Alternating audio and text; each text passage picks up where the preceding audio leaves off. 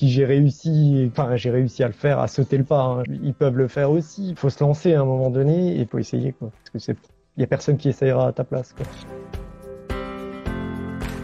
Bonjour et bienvenue à vous dans ce nouvel épisode du podcast Libre et Photographe. Je suis Régis Moscardini et une fois par semaine, j'interviewe un ou une photographe qui fait de son expertise photo un moyen de gagner de l'argent. Je lui pose les questions que vous aimeriez lui poser pour qu'à votre tour, vous puissiez monétiser votre savoir-faire photo. Cette semaine, j'accueille le photographe Vincent Schneider. Il est basé en Alsace et il a un talent fou pour mettre à l'honneur les paysages de sa région. Depuis 2019, Vincent vend ses photos et c'est justement tout ce cheminement de ses débuts dans la photographie à la vente de ses premières images que je vais aller explorer pour vous. J'ai adoré chez Vincent ce mélange d'humilité et de hauteur de vue. Son discours est sincère, sensé, posé, passionné, à l'image de ses photos. Je vous souhaite une belle écoute. Salut Vincent. Salut Régis. Tu m'entends? Ouais. Oui, écoute, moi je t'entends super bien, pas de souci. Je t'entends très bien, le son est très bon, l'image est nickel. Je te soupçonne d'avoir la fibre. Même pas, non. Même mais pas on est assez gâtés au niveau ADSL, on a un bon débit. Ah ouais. Vaut mieux un bon ADSL qu'une fibre moyenne, ou voire même en 4G. Hein. La 4G, j'essaie des fois, c'est pas génial non plus la 4G pour ce genre de choses-là en tout cas. Bon, mais écoute, c'est bien, hein, c'est la technique qui est là derrière, ça suit, c'est génial. Écoute Vincent, voilà, on se connaît pas beaucoup en fait, hein. On s'est eu au téléphone il y a quelques jours pour un petit peu faire le point et puis voilà, dégrossir un petit peu ce qu'on allait aborder ensemble, mais finalement on se connaît pas tant que ça. On se connaît via nos réseaux et nos comptes Instagram interposés. Donc voilà, donc je disais que l'idée finalement c'est de te questionner gentiment. J'aurais pu dire de te cuisiner, mais non, c'est pas du tout le but. Hein, c'est vraiment de te questionner, mais en mode discussion pour que que tu puisses partager tout simplement ton expérience de photographe, mais aussi, alors le mot peut paraître un petit peu fort, mais en tout cas d'entrepreneur, hein, de businessman ou de personne qui a cette fibre entrepreneuriale. Et je suis certain que tu l'as, donc tu vas aussi partager cet univers que tu as. Voilà, écoute, la première question elle est très simple, Vincent. Est-ce que tu peux en quelques mots te présenter s'il te plaît? Je m'appelle Vincent, je suis alsacien, j'habite au pied des Vosges, au pied du Grand Ballon, et le sommet des Vosges. Et si tu as suivi un peu ma galerie, c'est un endroit que j'aime beaucoup. Je travaille dans le tourisme, donc en gros mon autre métier c'est chargé de communication web dans un office de tourisme. Donc c'est aussi un peu lié forcément un petit peu à l'image tout ça. Et donc je fais de la photo, on va dire un petit peu plus sérieusement j'en ai toujours fait un peu, mais depuis 2013, suite à des voyages, quoi, hein, comme un peu tout le monde, quoi. Au bout d'un moment, tu fais des voyages, t'as l'impression d'avoir loupé des super photos, et au bout d'un moment, tu prévois un gros voyage. Moi, en l'occurrence, c'était l'Islande, hein, en 2013, comme beaucoup, un peu la Mecque pour nous, quoi. Et du coup, là, j'ai investi dans du matériel et je m'y suis mis de façon un peu plus concrète depuis, quoi. Ok. Alors donc la photographie n'est pas ton métier à temps plein, donc tu l'as dit, tu fais autre chose à côté. Donc le point de départ, on va dire sérieux, ça a été ce voyage-là. Tu l'as un petit peu dit, mais avant, tu as toujours plus ou moins baigné dans la photographie ou c'était vraiment le déclencheur, le voyage en Islande? En fait, j'ai toujours aimé ça, mais j'avais pas vraiment le matériel qui suit. Alors, on dit que le matériel fait pas tout, mais il fait quand même beaucoup. Et donc, je faisais des photos qui étaient sympas, peut-être en termes de composition, parce que ça, il n'y a pas besoin de trop de matériel. Mais c'est vrai qu'après, forcément, quand tu veux faire, essayer des nouvelles techniques, des choses comme ça, il faut t'équiper, quoi. Et donc, j'ai sauté le pas et j'ai fini par le faire. Et donc, petit à petit, j'ai fait un peu plus de photos. Je l'ai publié par plaisir. Je les ai publiés sur les réseaux sociaux, au début sur mon propre profil Facebook personnel. Puis après, comme j'avais l'impression de spammer tout le monde avec mes photos, je me suis dit je vais faire une page spécifique. Et puis je publie beaucoup d'images de chez nous en Alsace. Donc il y a une petite communauté qui s'est créée.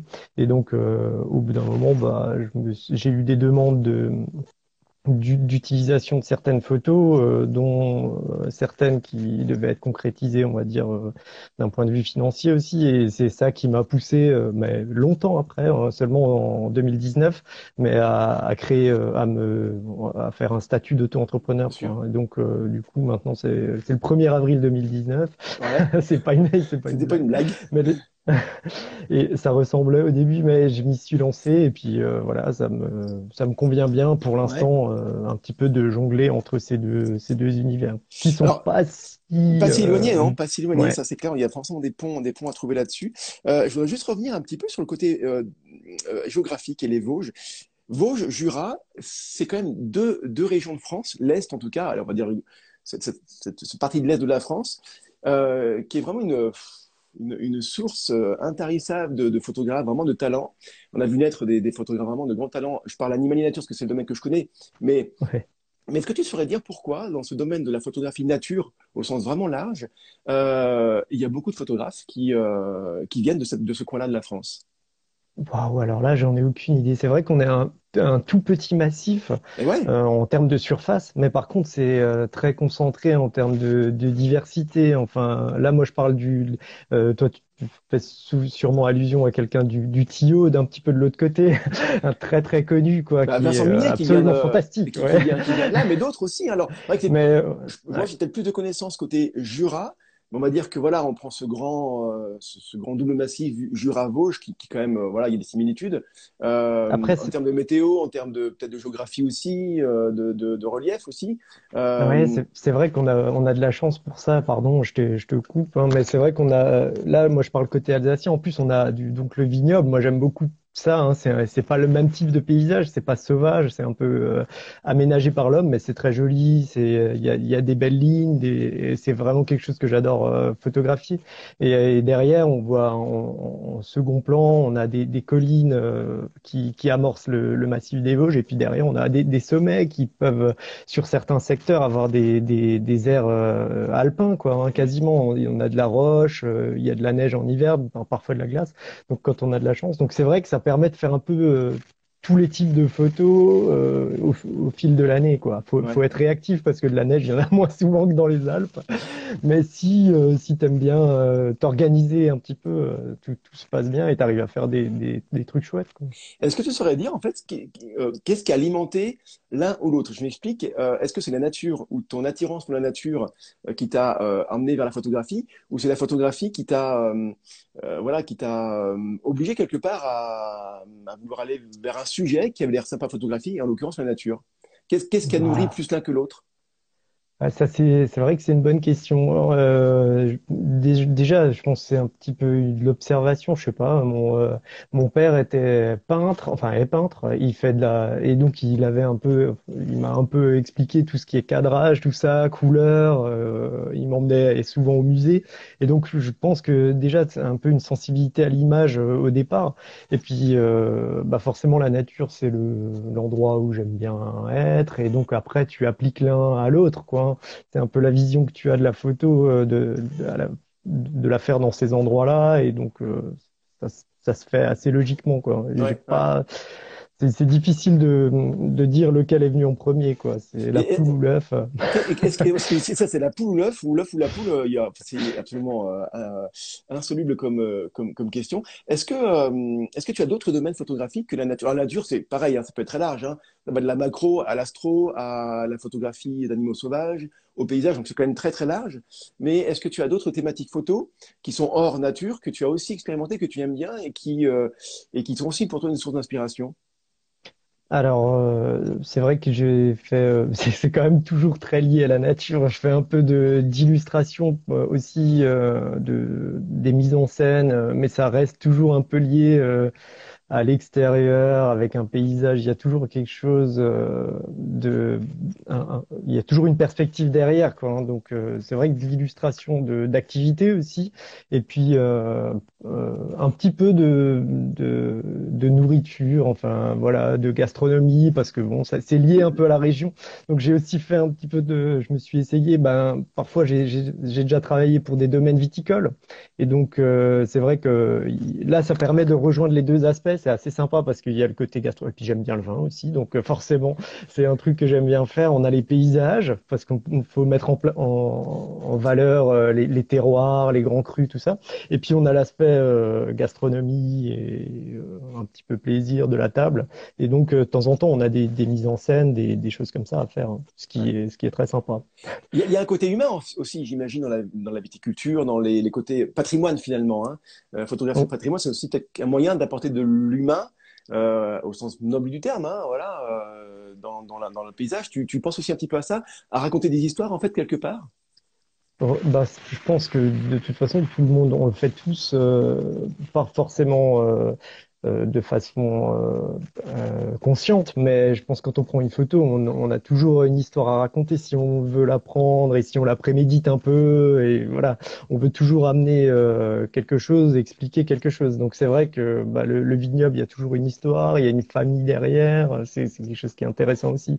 Et c'est vrai que les paysages, moi j'inclus aussi le patrimoine. Je fais pas spécialement de nuance moi entre vraiment tout ce qui est 100% naturel et ce qui est fait de la main de l'homme, parce que j'aime beaucoup tout ce qui est chapelle, église, qui sont nichés dans des vallons, des choses comme ça. Je trouve que l'un est lié à l'autre, quoi, hein, le lieu et puis ce que l'homme a construit dessus. Donc C'est vrai c'est que toujours. finalement, ce serait un bon moyen comment dire, de critères pour savoir ce qu'a fait de bien l'homme et ce qu'il a fait de mal. Ce serait peut-être le critère uniquement esthétique, quelque part.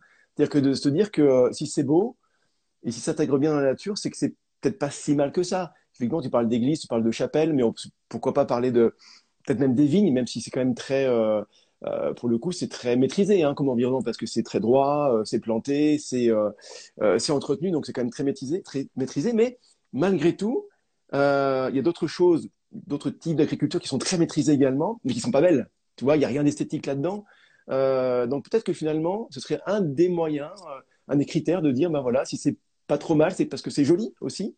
C'est pas faux, mais c'est vrai que tout ça est assez subjectif, hein, parce Complètement, que ouais. on peut trouver de la beauté. Je sais que nous, on a pas mal de patrimoine industriel. On est dans une vallée qui a été très dynamique au 19e siècle, tout ça. Les industriels sont installés là, mais elles sont partis dans l'industrie textile, parce qu'il n'y a plus de textile ni chez nous, ni dans le reste de la France d'ailleurs.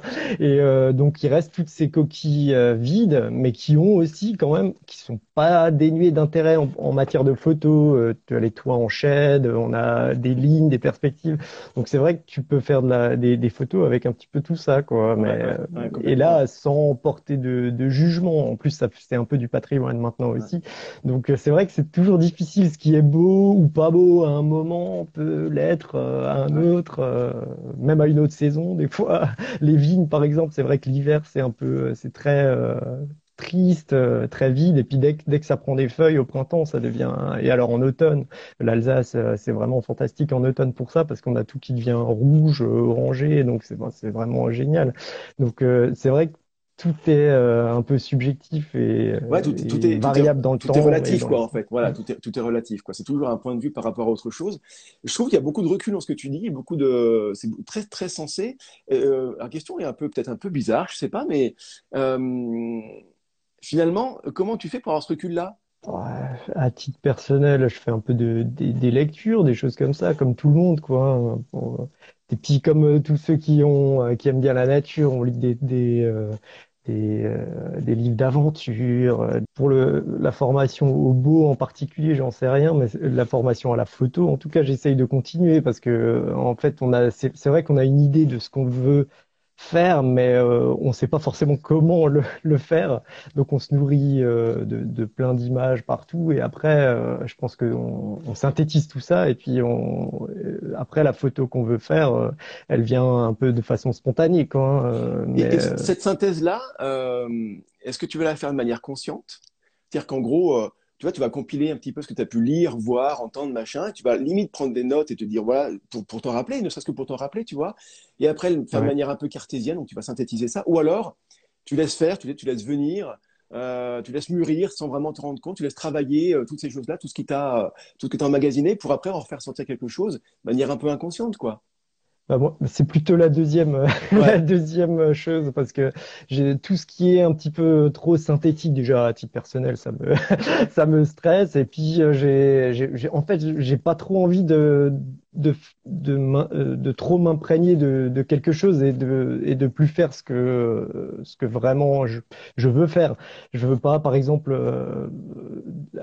m'inspirer d'une image et faire quelque chose qui ressemble beaucoup à cette image, comme on voit pas mal de types d'images sur Instagram ou de colorimétrie, par exemple. Il y en a certains qui veulent que toute leur galerie soit Mm. exactement de la même colorimétrie. C'est vrai que c'est très joli à regarder, mais c'est un truc. Après, je trouve qu'il y a une colorimétrie. Ça, c'est toujours très subjectif, encore une fois, hein, mais je trouve qu'il y a une colorimétrie bonne pour une seule photo. En fait, après, c'est à toi de Ça, c'est voir un vrai débat, hein. si tu privilégies ta photo ou ta galerie, quoi. C'est C'est toujours ça, pareil. exactement. Ça, c'est un vrai débat. Est-ce que tu vas privilégier la beauté de ton feed, d'ensemble du feed, ou alors que pour chacune des photographies, tu vas aller chercher ce qui t'a ému là-dedans, l'histoire que tu veux raconter. Donc finalement, elle sera très différente de l'autre qui sera juste à côté. Mais ça, Ouais, ou tout c'est un simplement vrai débat. ce que t'as vu, Ce que quoi, tu as hein, vu, parce ouais. que c'est Ouais. un peu le but en tout cas le mien, d'essayer de faire en sorte que ça ressemble à ce que j'ai vu, on va dire à peu près le plus fidèlement possible, mais après, encore une fois, c'est toujours subjectif, Ouais, c'est ouais. clair. Tout à l'heure, tu as dit, à partir de 2013, pour ce voyage, ou suite à ce voyage-là en Islande, qui était vraiment un élément, un point clé dans ta allée carrière photographique, donc t'as investi du matériel, dans du matériel, mais est-ce que tu as aussi, alors quelque part, fait l'effort et investi du temps et de l'argent dans des formations photo, où tu as fait confiance uniquement à ta capacité d'apprendre sur le tas, comme d'ailleurs pas mal de photographes? Alors j'ai acheté des bouquins, hein, Ouais. de photos que j'ai un peu potassé, plusieurs bouquins, l'un avec de la technique un peu pure, genre la photographie pour les nuls, hein, vraiment, vraiment, et puis un autre plutôt sur un peu des challenges photographiques.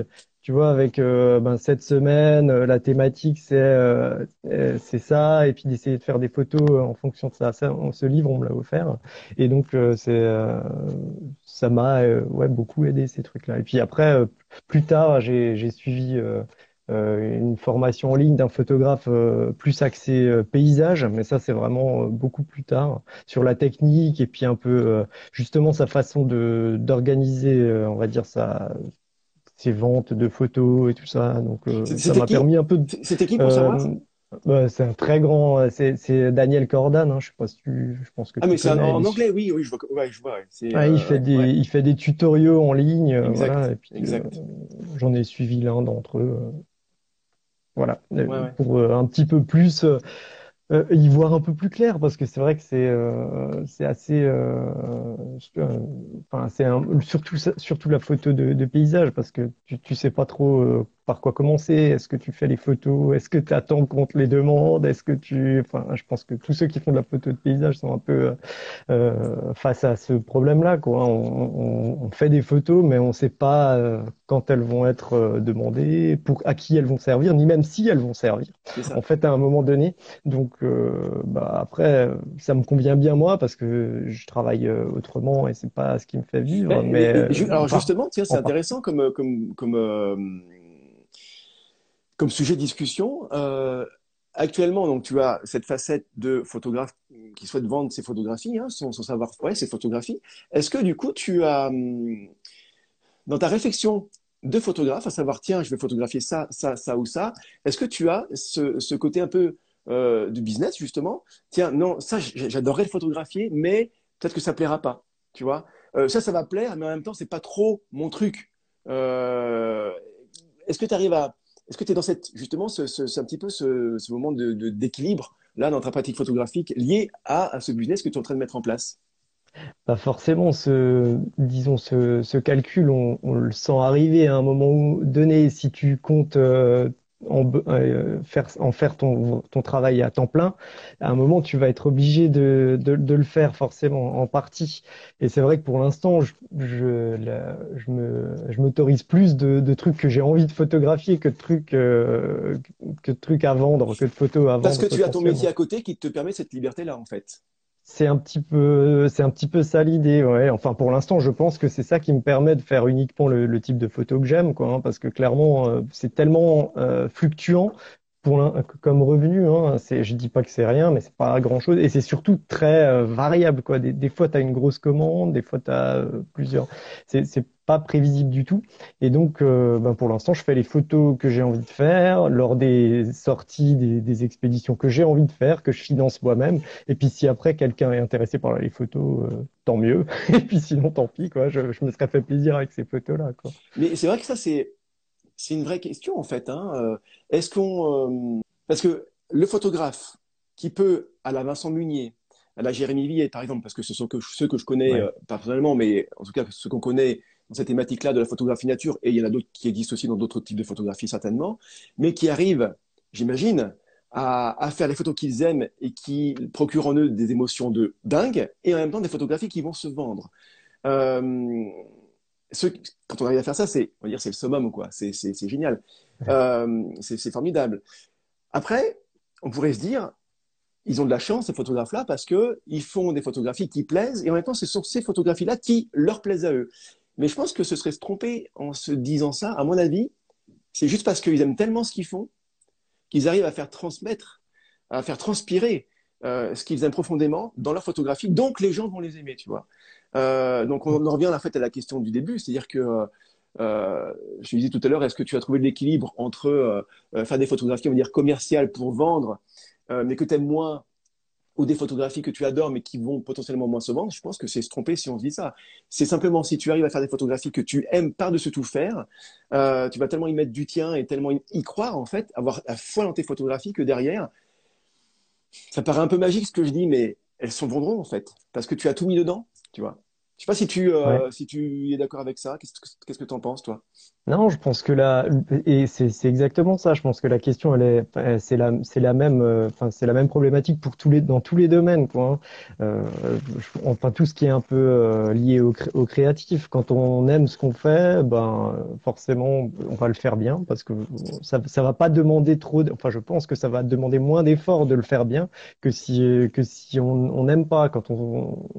Si maintenant je vais faire des photos, on va dire, lifestyle, alors que j'en ai jamais fait et que j'aurais tendance, je pense, à tirer, à caricaturer, à faire des choses comme ça, à tomber dans des ficelles énormes, alors que ben, forcément, déjà, j'ai pas la culture de ce type de photos, hein. Je trouve ça très beau à regarder, j'en regarde beaucoup d'ailleurs, mais c'est vrai que par contre, les faire, je m'imagine pas trop, quoi. Donc, autant faire ce qu'on aime, et puis je pense que comme on l'aime, ben, on le fera le plus correctement possible. C'est exactement ça, c'est vraiment la passion, la foi. Moi, j'aime bien le mot de foi parce qu'il y a un côté, une connotation un petit peu religieuse, mais je l'utilise exprès parce que, ben voilà, c'est y croire coûte que coûte en fait, hein. Et puis rien ni personne ne peut te faire douter de ce que tu crois. Alors après, pourquoi tu y crois? C'est une vraie question. D'ailleurs, toi, tiens, je te pose la question, quel type de photographie dans lequel tu te dis là, je sais, je mets des gros guillemets, mais l'idée elle est un petit peu là en fait. Je sais que je peux changer le monde, ou en tout cas changer des personnes ou rendre plus heureuses des personnes grâce à mes photographies, ce serait quel type de photographie chez toi? Moi, ça reste quand même les grands espaces naturels et bah, les couchers, levées de soleil, les luminosités, les faibles luminosités, voire là, j'aimerais beaucoup en faire un peu plus des photos nocturnes, des choses comme ça. Donc ça, c'est vraiment quelque chose bon, j'aime déjà beaucoup, j'en fais déjà beaucoup et puis je vais continuer d'en faire, hein, forcément. Mais la question un peu qui tue, mais je sais qu'elle n'est pas facile à laquelle il n'est pas facile de répondre, mais on arrive à vendre des photographies. Non pas parce qu'elles sont belles en fait, mais parce qu'on croit enfin on croit vraiment au sens d'être sûr que nos photographies, elles peuvent changer le quotidien des gens, que nos photographies, elles peuvent améliorer la vie des gens, elles peuvent changer le regard des gens sur certaines choses. Et quand on croit ça, quand on a la foi en ça, on peut vendre ces photographies. Euh, Est-ce que tu penses sincèrement, c'est pas une question piège, hein, ça peut être oui ou non, est-ce que tu penses sincèrement que tes photographies, elles peuvent changer la vie de certaines personnes qui vont les voir en fait? Alors ça, c'est vrai que c'est une question Non mais super difficile. la vie, En c'est-à-dire fait, que évidemment que c'est pas, je veux dire, tu vas pas changer la vie du petit Africain qui non. peine à manger tous les jours. Non, c'est pas ça l'idée, mais euh, est-ce que tes photographies peuvent impacter le temps du regard finalement certaines personnes? Ah, je sais pas trop. En tout cas, ce que j'aimerais, c'est juste qu'il soit un tout petit peu, qu'il ressente un tout petit peu la chose que j'ai Ouais, ressentie au moment où j'ai pris la photo, ouais. quoi. Ça, c'est Donc, dur, hein? si ça peut, ouais, si ça peut juste recréer ce moment un petit peu où t'es là devant le truc et tu te dis, waouh, bah ça, là, je suis bien, voilà, c'est beau, c'est le matin, il y a un peu de brume, il fait. Donc, si juste en regardant ça, bah, les gens peuvent ressentir, si ce n'est que 10% de ça, bah, ça peut valoir le coup, je pense, hein. Je ne Ouais. sais pas si c'est changer le monde, mais en tout cas, ça peut Ben, changer un petit peu moi, la journée ou je sais pas, ou la non, mais tu matinée sais qu'il quand on est au il boulot. y a un peu le côté, je sais pas, le battement d'aile du papillon qui va provoquer une tempête à l'autre bout du monde, tu vois. C'est-à-dire que on peut imaginer que ta photographie, Vincent, quelqu'un l'achète, il l'affiche dans son un médecin, par exemple, qui va acheter une belle photo de toi et qui la met dans son salon, dans sa salle d'attente. Et puis, ben voilà, les gens vont la voir, ça va leur apporter une espèce de bouffée de bien-être, peut-être, une réflexion sur le monde qui les entoure. Et on peut penser bah, que ça peut changer le monde, environnement de cette personne-là. Et puis après, il y a une espèce de fait boule de neige qui fait que ben, ça va se répercuter à petite échelle. Mais en tout cas, ça, je suis sûr que ça peut avoir un impact, en fait. Je sais pas si ça peut l'avoir, tant mieux, en Ouais, tout ouais. cas. Mais tu vois, regarde, tu as Punkaroid qui dit c'est déjà mon cas, Vincent. Donc tu vois, tu as. Non, mais c'est vrai. Il y a Pixel 30 qui dit moi je dis que oui, ça provoque une sensation d'évasion. Alors tiens, je pense à un truc, tu vois, ça me fait penser ça grâce au commentaire de Pixel 30 qui. Chez mon dentiste, quand tu es allongé, tu as un. Donc tu as le truc, la lampe qui t'éblouit, hein, un classique, et à côté tu as un écran assez grand d'ailleurs, sur lequel sont diffusées des photographies, nature, d'animaux, de manière à pouvoir te faire penser à autre chose, et donc justement de manière à pouvoir te faire évader ton esprit et moins penser à l'acte chirurgical, en tout cas à l'acte dentaire. Donc tu vois, finalement, la photographie, et quelle qu'elle soit, elle a cette vertu de permettre à la personne qui la voit de plonger là-dedans. Voilà. Après, ben, chacun est sensible à telle ou telle photographie. Certains vont être très sensibles à celle de Vincent Munier et d'autres beaucoup moins. D'autres seront sensibles à tes photographies à toi, Vincent, et peut-être certains beaucoup moins. Donc, tu vois, et il faut tout pour faire un monde et il faut pas se limiter, il faut pas se dire mais personne va apprécier ma photographie. On est 60 millions de Français. Une photographie finalement c'est quelque chose un langage qui est universel. Donc on peut même dire qu'il y a 7 milliards de personnes qui peuvent apprécier ta photographie en fait, hein. Donc ça c'est pour moi c'est une évidence quoi. Je regarde juste un petit peu les commentaires pour une fois je vais le faire. Olivier qui dit tes photos des Alpes depuis les Vosges, on s'en lasse pas et on retourne sur les crêtes pour les voir chaque week-end. Non, mais voilà, tu vois, bien sûr que tu vas pas chambouler la vie et rares sont les photographes qui vont chambouler la vie des gens qui vont voir les photographies de ce photographe. Mais il est évident que tes photographies, nos photographies vont impacter le temps de quelques minutes, voire quelques heures, la vie des gens. Et ça, quand ça arrive, c'est gagné en fait, hein. Ouais, ouais, c'est ce que enfin, c'est ce qu'on se dit tous un petit peu, quoi. Donc, c'est pour ça qu'on aime les partager et puis aussi faire des tirages, comme tu disais, parce que elles vivent jamais autant que quand elles sont concrètement sur un support, quoi, Ça, c'est les vrai. photos. Tu Mm. les fais tirer où d'ailleurs, tes photographies? Tiens, question très pratique. Tu fais comment pour les tirages? Alors moi, je travaille beaucoup avec le photographe, le studio Fox de chez nous, à Ouais, qui est Guebwiller. connu, ben Je ouais, qui est fais connu la parce que petite page. on disait tout à l'heure qu'il y a beaucoup de photographes de l'Est de la France, Vosges, Jura, et beaucoup travaillent avec ce tireur, effectivement, ouais. Donc ils ont pas mal, une assez grosse diversité de supports. Puis je fais pas mal d'Alu Dibon pour le côté un petit peu mat. J'aime beaucoup le côté mat que ça. Et donc ça, de temps en temps, je les prends sur des sites web. Et puis eux le font aussi, mais après, sur les très gros formats, ils sont pas en mesure de le faire parce qu'ils impriment c'est du papier qui colle, du papier photo qui colle sur l'alu concrètement. Donc pour l'instant, mais je crois que là ça va venir, ils vont s'équiper et puis on va pouvoir le faire là-bas aussi. Parce que je Ouais. préfère toujours avoir un interlocuteur local, c'est quand même plus sympa, quoi, Carrément, aussi. ouais, carrément. Et puis Mm. tu fais de la pub aussi pour le local. Lui, t'en fais aussi, donc c'est très vertueux tout ça, ouais.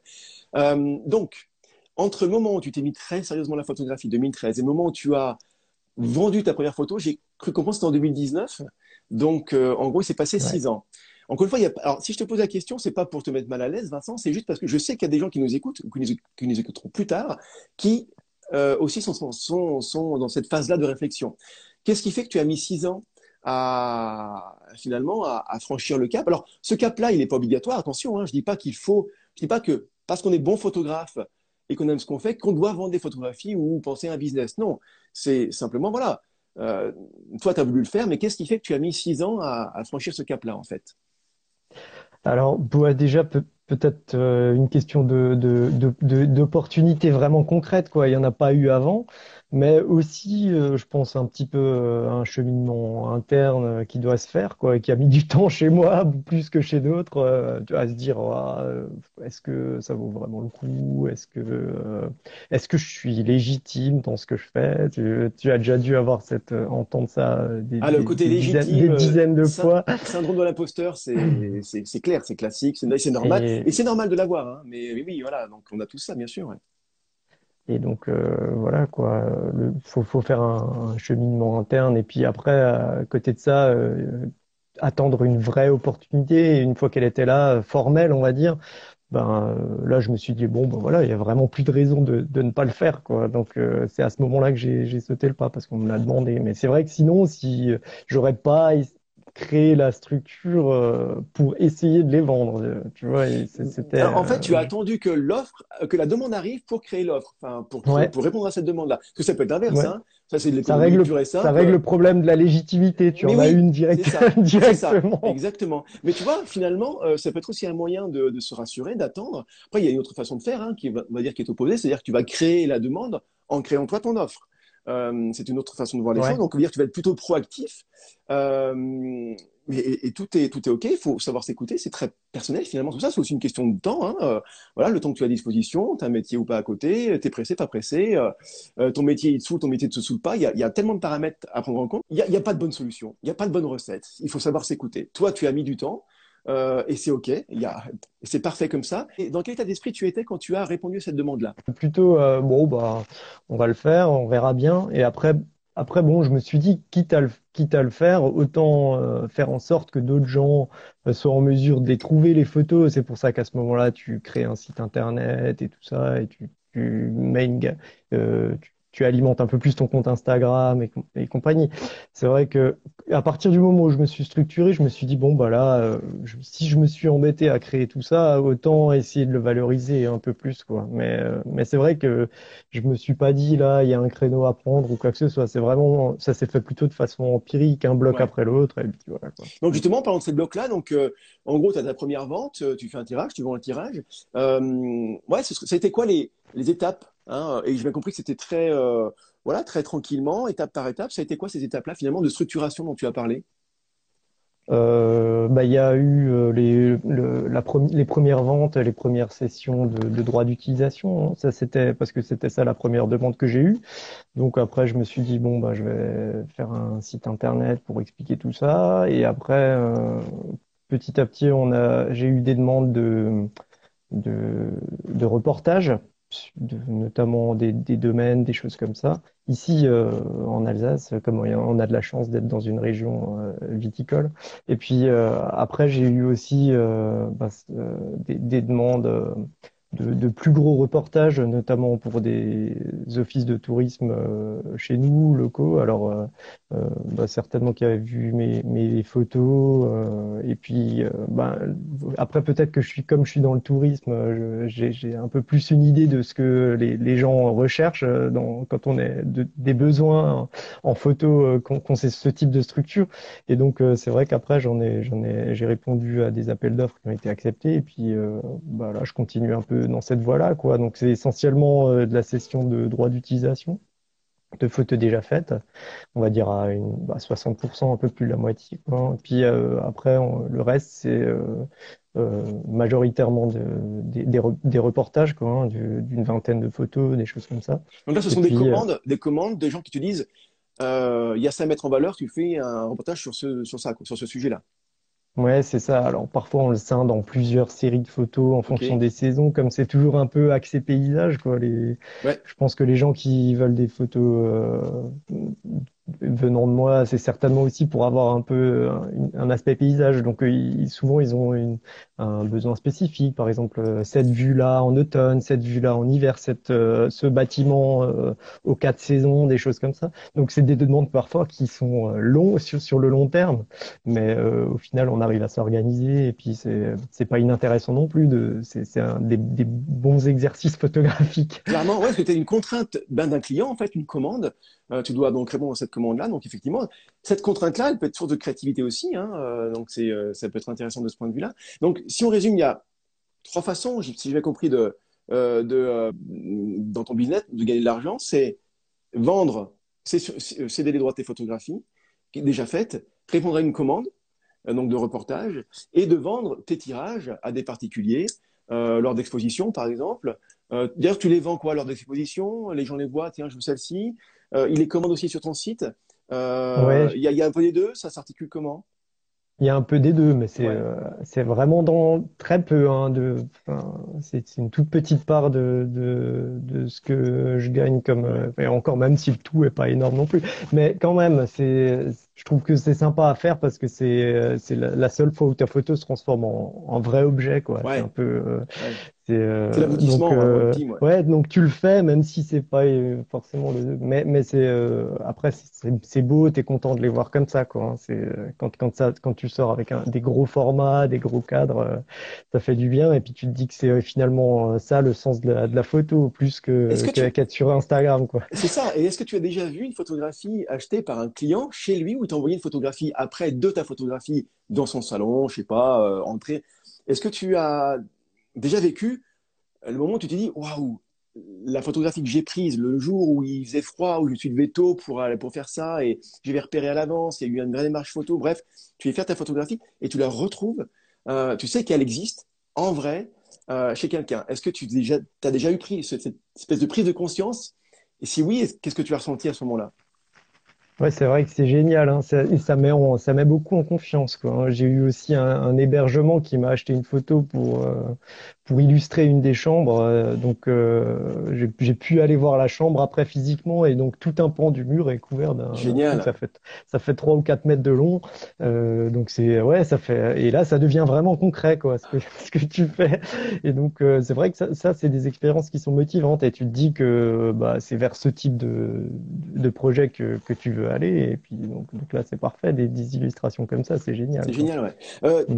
ton statut, à partir du moment où tu as vendu tes premières photographies, tout ça, il a fallu que tu rentres dans les clous, hein, voilà, que tu ne fasses pas de la vente au noir. Donc, du coup, tu as créé une structure. C'était quoi la structure que tu as créée pour être dans les clous et ne pas te faire taper dessus par le législateur?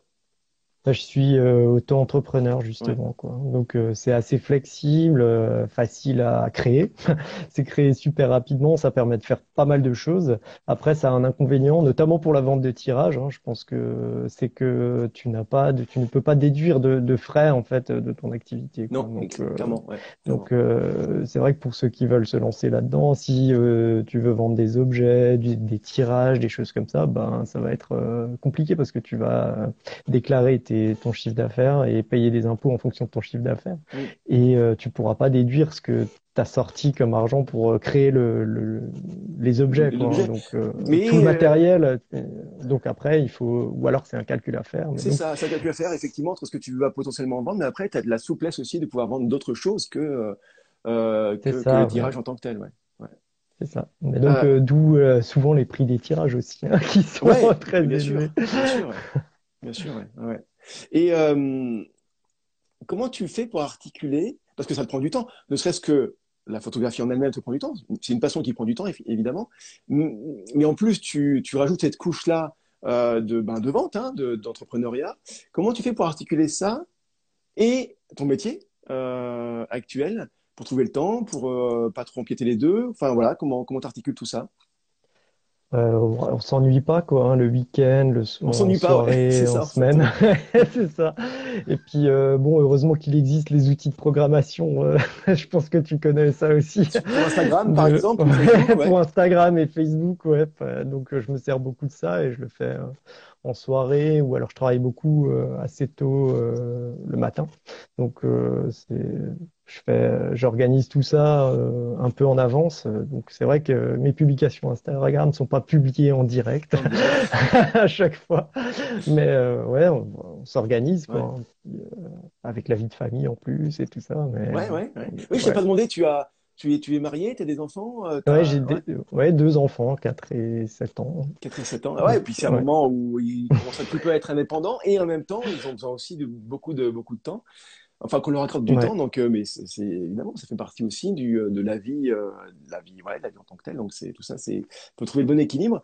Euh, Peut-être que ton employeur t'écoute, donc peut-être que tu voudras pas trop dire, mais est-ce que quand on se lance justement là-dedans, dans le business photo, même si toi ça a été pour répondre à une demande et t'as pas, voilà, c'était dans cette optique-là, bah, quand on voit que ça fonctionne, qu'on fait des commandes, enfin qu'on répond à des commandes, qu'il y a du chiffre d'affaires, même si voilà, il n'est pas énorme, qu'il est là, et que à côté tu as ton métier, et que une partie prend de la place et l'autre partie n'est pas vraiment réductible, est-ce que tu penses, voilà, à faire un switch? Est-ce que tu penses à te mettre à mi-temps? Est-ce que tu penses à faire une conversion? Ou pour l'instant ça te va bien? Enfin, voilà. Est-ce que tu essaies de prendre ce recul-là pour te dire à un moment donné, je me pose et je réfléchis à ma situation pro et ma situation passion qui prend de la place? Voilà. Est-ce que tu fais ce travail-là très personnel de remise en question avant que tout arrive d'un coup dessus sans qu'on s'en rende compte, quoi? Bah, on le fait de toute façon, quoi, hein. Mais c'est vrai qu'après, il y a d'autres contraintes qui entrent en ligne de compte. Mais j'étais en congé parental, ce qui m'a permis enfin, je l'ai utilisé aussi pour lancer tout ça. Le site internet, je l'avais fait à ce moment-là, créer un grand nombre de contenus qui plus ou moins sont pérennes maintenant. Après, j'avais repris à temps complet. Puis là, de nouveau, forcément, vu le contexte au travail, on a un peu moins Dans d'activité. le tourisme, ouais, effectivement, avec le Covid, c'est un peu plus compliqué. Donc on est aussi, on travaille à temps partiel, en chômage partiel. Donc c'est vrai que là, j'ai de nouveau un peu plus de temps, ce qui me permet d'être là, par exemple, cet après-midi. Mais Super. c'est vrai que c'est évidemment, on y pense forcément. Les choses ne sont heureusement pas figées, quoi. Donc j'y réfléchirai. Mais c'est vrai que pour l'instant, c'est pas, surtout là maintenant, cette année, c'est pas forcément quelque chose qui me paraît vraiment pertinent d'arrêter complètement l'un ou parce que c'est vrai que le contexte et puis le type de photo que, comme je disais, me permet pas spécialement de faire ça. C'est pas spécialement comme si je faisais des mariages où je savais que toute la saison d'été, j'ai mes week-ends qui me permettraient de gagner tant et tant de chiffre d'affaires, quoi. Là, je sais pas, ça se peut, ça suffira, ça se peut pas du tout, quoi. Donc, c'est totalement imprévisible, quoi. Ok, C'est ça un petit peu l'inconvénient ok. enfin, évidemment, les reportages, tu peux un peu les programmer, quoi, et échelonner tout ça. Mais par contre, pour la session de photos, c'est plus compliqué, hein. Ouais. Pour aller chercher des clients sur l'aspect tirage photo, tu fais ça essentiellement sur Instagram, Facebook, donc tu publies tes photographies. J'imagine que les gens te trouvent, l'algorithme Instagram fait son boulot, tout ça. Et tu peux avoir des demandes privées, hein, des messages privés en fait, voilà, sur ton site, ou tu peux envoyer sur ton site. Euh, pour les commandes de reportage photo, tu parlais tout à l'heure d'appel d'offres. Comment ça se passe? Il y a un annuaire qui met en relation ceux qui vont faire les appels d'offres et ceux qui peuvent y répondre, donc les photographes. Est-ce que c'est ton carnet d'adresse lié à ton métier dans le tourisme qui te permet d'avoir justement des informations peut-être avant les autres? Comment tu fais pour être au courant de ces demandes, de ces commandes d'organismes, de marques, je sais pas, d'entreprises peut-être, voilà. Bah là, pour l'instant, pour ces commandes-là, j'ai eu la chance d'avoir été mis dans la boucle de l'appel d'offres. Donc, ils m'ont envoyé le mail qu'ils envoyaient à tout, je pense, à mon avis, une liste de gens qu'ils avaient eux-mêmes repérés, quoi, hein, ces structures-là. Donc, j'ai pas, moi, répondu comme ça hein, dans le vent à des appels d'offres. Ce que je pense que je ferais d'ailleurs pas parce que je n'ai pas vraiment le temps de faire ça. Parce que il y a quand même de fortes chances de ne pas être pris sur ce type de gros appels d'offres. Là, par contre, c'est quand même des structures qui m'ont contacté directement. Donc, on peut imaginer être déjà dans une liste un peu plus réduite. Donc, c'est vrai que j'y réponds parce que, au contraire, c'est que des gens potentiellement connaissent un petit peu comment ce que tu fais comme travail, donc c'est déjà plus intéressant, quoi. Ouais, carrément, ouais. Donc Bah, non, je me suis pas référencé nulle part. Je pense que les après au bout d'un moment, il y a un peu certainement l'effet hein, communauté ou référencement des photos si des gens tombent deux ou trois. Et puis c'est vrai que l'année dernière, j'avais participé à un concours via un magazine qui m'a permis d'être publié dans un magazine national. Et ça, je pense que ça a vachement aidé parce que par la lequel? suite, c'est Outdoor Go, le magazine. C'est un magazine outdoor, randonnée et tout ça. Et j'avais gagné enfin, une double page avec une photo d'un chamois là dans les Vosges. Et donc ça, il y a eu clairement un avant et un après cette photo parce que d'un seul coup, il y a aussi une agence qui a repéré mon travail et donc qui m'a demandé des planches contact et des choses comme ça. Et donc, je suis entré certainement dans une liste à ce moment-là, Une quoi. shortlist, ouais, ouais, c'est intéressant. Ouais, oui, donc il y a pas de processus commercial hyper établi, hyper comment dire, réfléchi, très en amont, avec une campagne, tout ça, marketing, pourquoi pas. Mais en tout cas, tu fais le taf de photographe. Tu es actif, tu publies, tu participes à des concours, tu l'as dit, à des publications, et c'est un monde petit, donc finalement les gens arrivent à voilà à faire des rapprochements, hein, voilà, et donc ils vont bien te contacter pour ça. Donc c'est aussi un bon moyen d'avoir des clients. Par rapport à ton matériel photo, un petit point là-dessus quand même. Tu photographies avec quoi, avec quel type d'objectif, quelle marque, voilà, juste un tout petit point là-dessus. Alors, j'ai un D750, un grand classique, avec, j'ai plusieurs objectifs. Je travaille, mon couteau suisse, c'est le 24-70 Ok. que j'utilise quasiment tout le temps. T'es Il est pas un petit peu coincé. juste, le 24 mm pour du paysage? Tu te sens pas un tout petit peu je sais pas, Bah, frustré sur le champ embrassé par le 24 mm? c'est de la polyvalence, effectivement. Ouais, Ouais, tu peux pas tout faire, mais voilà. Après, j'ai complété par un grand angle aussi, et puis récemment, j'ai acheté un 400 pour avoir un peu plus pour pouvoir faire un peu, on va dire, les débuts ah, d'animalier ou si excellent. je veux faire un détail. C'est pas un gros télé, mais ça me permet. Je Ouais, me suis dit, ça me fait une entrée en matière c'est si je veux ça, faire des sujets un peu isolés bien ou des choses sûr. comme ça, quoi. Ouais, ouais. Mais c'est vrai que d'habitude, je travaille plutôt avec des grands angles, quoi. Ok, ok. Et- Et le post-traitement là-dedans, quelle place il prend? Tu y accordes beaucoup d'importance? Tu Ouais, je cherches passe à... Ouais, tu passes du temps sur le post-traitement, ouais, ouais. quand même un peu de temps. Ouais. Alors, quel logiciel, on Je va l'ai être, autant qu'on est dans le concret, allons-y complètement. Quel logiciel tu utilises pour le post-traitement? Lightroom Ok, d'accord. Parfait. classique Ouais, aussi. classique, ouais, très bien. Mm. Et ouais, non, et puis je les traite. Ça dépend des photos. Hein, je les fais quasiment individuellement, quoi. Hein. Pour chaque photo, j'utilise très peu les traitements prédéfinis. T'es pas un gros shooter. Donc, Tu vas pas revenir avec après une session photo avec 500 photos, quoi. ouais, ça dépend. Cet Ouais, hiver là, quand il y avait de la neige partout, on a eu des journées où il faisait super beau. Là, je revenais avec vraiment trop de photos parce qu'après j'ai du mal. Mais c'est pareil, ça. J'ai appris un peu à optimiser ma façon de faire quand je reviens avec beaucoup de photos. J'ai pris un logiciel qui permet de visualiser les RAW rapidement et je fais un petit tri rapide là-dessus. Et après, j'utilise que qu'une vraie sélection déjà que j'importe parce que avant je perdais énormément de temps à la sélection.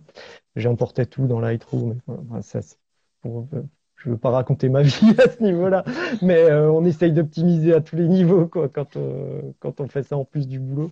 Donc, tout ce qu'on peut gagner comme temps, on essaye de le gagner. Et puis j'ai pas mal gagné du temps avec tout ça. Et effectivement, en prenant un peu moins de photos, on gagne aussi du temps, en essayant de faire que les bonnes. Mais c'est vrai que ouais, c'est plus facile à dire qu'à faire. ouais, ouais, ouais. Parce que quand on Euh, voit un beau truc, on a un peu l'effet de panique, on shoot, et puis voilà quoi. ouais. Donc, 24-70, tu as déjà une sortie prévue avec Punkaroid, hein, qui te propose de tester Ouais, son 14-24. Du coup, 14-24, ça te ferait la bonne, le bon complément finalement, tu vois, avec ton 24, 14-24, 24-70. Ouais, Euh, bah avec grand plaisir. Mais il le sait déjà. voilà. Mais c'est ça qui est bien. Tiens, d'ailleurs, est-ce que, bon, c'est presque une heure qu'on est ensemble, donc voilà, on va conclure parce que voilà, on parle photo, on aime tout ça, donc on pourrait y rester des heures. Euh, Est-ce que tu fais des sorties avec d'autres photographes? Parce qu'on dit souvent que la photographie est une passion plutôt solitaire, parce que voilà, particulièrement l'animalier, la nature aussi quand même, parce qu'il y a l'aspect sortie, tu es tout seul, tu limites méditation, tu vois, voilà, tu sors de ton train-train quotidien, tu vas profiter des paysages, voilà, t'es bien tout seul, personne t'embête, t'as pas à parler, voilà, donc t'as rien à prouver, rien, t'es là, quoi. Euh, et aussi, quand même, de photographier avec d'autres personnes, c'est aussi un moyen de partager, classiquement, tes trucs et astuces. Euh, permet de progresser aussi, hein, de partager tes essais, tes erreurs. Est-ce que tu photographies avec d'autres personnes? Est-ce que tu le fais? Bah, on le fait de temps en temps à titre privé, mais c'est vrai que c'est assez rare. Et j'ai eu l'occasion là, cet automne, d'animer dans le cadre des Journées du patrimoine, un atelier d'initiation à la photo de paysage. Donc, j'ai beaucoup aimé. On était avec un groupe de photographes amateurs avec des niveaux quand même assez. Finalement, c'était pas tant de l'initiation que ça, quoi. Et du coup, c'était une super belle journée. J'ai vraiment apprécié ça. Et je pense que je vais essayer de le refaire. Sous quelle forme, je sais pas encore, mais je vais essayer L'aspect workshop, cette quoi, année. hein. Ouais. Stage, workshop, Un petit peu, ouais, ouais, c'est ça, ouais. ouais. Essayer de le refaire. Je sais pas exactement pour quel niveau, sur quelle thématique, mais c'est vrai je pense que je vais essayer d'en mettre un ou deux sur pied là Il y a un petit cette année. côté business qui revient derrière, ou c'est vraiment juste pour aider les gens qui peuvent, voilà, ou tu penses vraiment pouvoir monétiser ça également? Parce que c'est un Bah autre là, moyen de gagner de l'argent là-dessus, hein, sur ta passion photographique, c'est de partager ton savoir via des stages photo, via des workshops. Bah là, cet atelier-là était gratuit, Ouais. donc c'était pas du tout l'objet en l'occurrence. Après, si c'est amené à être refait, je sais pas qui va Mm, mm. s'occuper de la logistique. Tout dépend de ce qu'on va faire. Mais c'est vrai que je suis pas sûr que ça puisse être 100% gratuit. Mais le but, ce sera pas forcément de faire en tout cas beaucoup d'argent avec ça. C'est pas parce que pour l'instant, bon, enfin, c'est surtout parce que c'est des moments agréables et enfin, j'ai fait des super rencontres ce jour-là, quoi, des gens que je suis maintenant un peu plus précisément et puis avec lesquels on échange régulièrement. Donc c'est vrai que c'est bon pour tout le monde, quoi. C'est Ouais. vraiment des super moments et j'ai appris aussi des choses. Donc Bien sûr, ouais, ouais, carrément, carrément, ouais, ouais. Écoute, Vincent, bah, voilà, on est pratiquement au bout de l'heure. Dernière petite question, qui est encore une fois pas la plus facile. Est-ce que tu aurais un petit mot à donner aux photographes qui ont envie de se lancer dans la vente de photographie, par exemple, ou autre chose, et qui ont ce petit syndrome de l'imposteur, qui savent pas trop comment, tu vois, comment faire, comment se justifier à eux-mêmes qu'ils peuvent le faire, tu vois. C'est un peu ça l'idée finalement, hein. Le truc, c'est de se donner le droit, de se donner l'autorisation à soi-même de pouvoir faire ça. Tu aurais un petit mot, peut-être un petit partage d'expérience que toi tu as eu, qui peut les aider aussi à ce niveau. ah ouais, ça c'est c'est vrai que c'est une super question, quoi. J'ai envie de dire si j'ai réussi et que enfin j'ai réussi à le faire, à sauter le pas, hein. Je parle pas je parle pas de réussite dans l'absolu, mais ils peuvent le faire aussi parce qu'en fait il faut se lancer à un moment donné et puis les gens s'ils ont envie de s'intéresser à vos photos, faut pas les en empêcher, quoi, quel que soit le moyen. Et donc si c'en est un, bah autant le faire, quoi. Après, si derrière il y a possibilité de gagner de l'argent, tant mieux. Mais dans tous les cas, je pense qu'il faut essayer, quoi. Ouais. Parce que il y a personne qui essayera à ta place, quoi. Ça, bah, si on arrêtait là-dessus. Non, mais c'est vrai, c'est magnifique. Non, mais c'est parfait, ça. personne ne sera à ta place. Mais c'est tellement ça. Non, mais Vincent, enfin, c'est tellement. En fait, moi, je suis un grand fan des citations parce que je trouve que en quelques mots, il y a des gens qui ont cette capacité, surtout les auteurs. Voilà, c'est connu. En quelques mots, ils vont te dire un truc qui va te marquer, quoi, qui va te servir et te faire avancer, hein, parfois. Mais ce que tu viens de dire, je trouve que c'est une belle citation qui mériterait d'être dans un bon bouquin, quoi. Fais-le parce que personne ne le fera à ta place. Mais c'est exactement ça. Ouais, non, vraiment, je trouve ça un bon coup de pied au cul à ceux qui hésitent et qui ont des bonnes raisons d'hésiter. Hein. On est tous un peu pareil, hein. On a du mal à se lancer parfois pour plein de raisons, dans différentes choses. Mais ta phrase là, je trouve qu'elle est très puissante. Moi, j'aime beaucoup. Je la retiens et je vais peut-être me l'écrire. Non, elle est très très bien. Écoute, Vincent, je te remercie infiniment pour merci le à temps toi. que tu as accordé, que tu as accordé aussi à ceux qui nous ont écoutés. Merci à vous d'avoir été là également. Pour vos commentaires. Je sais que tu as des fans, Vincent. Tu as déjà des clients pour un prochain workshop, c'est sûr. Tu as Cindy qui est prête à venir faire un stage avec toi. Ouais, merci tout le monde. Et, Avec grand plaisir. Merci à vous, à vos commentaires. C'était sympa. Je te souhaite, Vincent, une bonne fin de journée déjà. Et puis de belles prochaines photos. Merci, à bientôt. Ciao. Pour donner un coup de pouce à l'émission, au podcast, la meilleure chose à faire, c'est de partager ça sur vos réseaux, sur Instagram, sur WhatsApp, par mail, de manière très classique. Ça marche aussi, évidemment. C'est de, si vous le voulez bien, laisser une note sur Apple Podcast, laisser un commentaire sympa de manière à pouvoir remonter. Comme dans YouTube, c'est pareil, hein. Plus il y a de commentaires, plus il y a de partages, plus Apple le sait, plus les plateformes le savent et plus elles mettent en avant le podcast. Merci à tous pour votre fidélité et je vous dis à très très vite pour le prochain épisode.